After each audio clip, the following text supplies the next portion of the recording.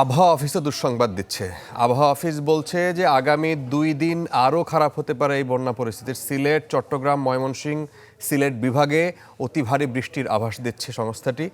আর এতে উত্তরাঞ্চলে বন্যা পরিস্থিতির আরও অবনতির শঙ্কা করছেন তারা।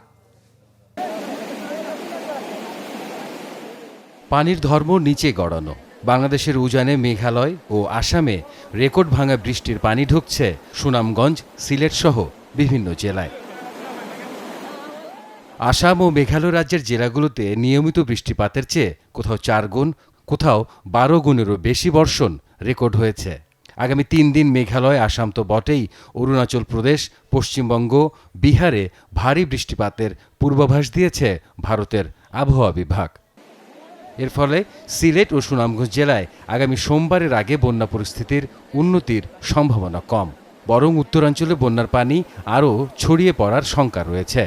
আগামী 2 সপ্তাহে বানের পানি যমুনা ও পদ্মা হয়ে দক্ষিণাঞ্চলে দেখা দিতে পারে বন্যা, জানিয়েছে পানি উন্নয়ন বোর্ড।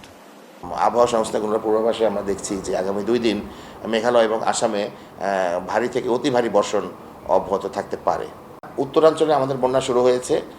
গতকাল নীলফামারী, লালমনিরহাট এবং কুড়িগ্রাম সহ এই অঞ্চলের নিম্নাঞ্চলগুলো প্লাবিত হয়েছিল। গত 24 ঘন্টায় আজকে পর্যন্ত এখানে আরও নতুন নতুন বেশ কিছু জেলা, যেমন গাইবান্ধা, জামালপুর, সিরাজগঞ্জ এবং বগুড়া, এই অঞ্চলগুলোতেও পানি বিপদসীমা অতিক্রম করে গেছে, নিম্নাঞ্চল প্লাবিত হতে শুরু করেছে এবং বন্যাটা এখানেও ছড়িয়ে পড়ছে। এবং এই উত্তরাঞ্চলের বন্যা পরিস্থিতিও আগামী কমপক্ষে 2 থেকে 3 দিন এই পানি বৃদ্ধি অব্যাহত থাকতে পারে এবং ফলে বন্যা পরিস্থিতিরও কিছুটা অবনতি হতে পারে। পানি সম্পদ ও জলবায়ু বিশেষজ্ঞ ডক্টর আইনুন নিশাতের শঙ্কা, সিলেটের সুরমা নদীর পানি বিপদসীমার 6 থেকে 7 ফুট উপর দিয়ে বইতে পারে।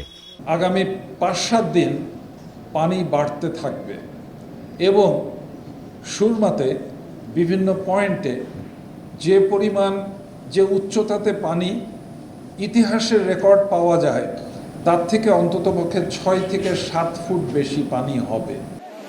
আবহাওয়া অধিদপ্তরের পূর্বাভাস বলছে, উজানের পানি ও দেশের ভেতরে সক্রিয় মৌসুমী বায়ুর প্রভাবে বন্যা পরিস্থিতি খারাপের দিকে যাচ্ছে।